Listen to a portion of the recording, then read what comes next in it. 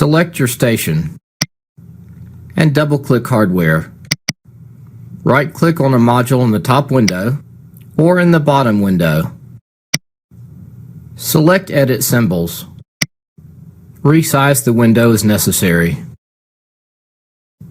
Let's add a symbol name to input 1.5. Click the symbol field. We'll add the name LL1110 for a low-level switch.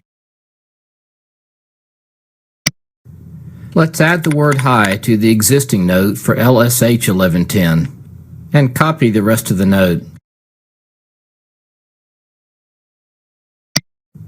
Add the word low to LL1110 and paste the rest of the note. Then click OK. Now let's modify a remote station I/O name. Select the ET200S. Right-click the first digital input module and click Edit Symbols. Select the name LB and change the name to light_barrier. Click OK. The changes made here in the hardware configuration have also been stored in the symbol table. Let's have a look. Click the Options menu. Select Symbol Table.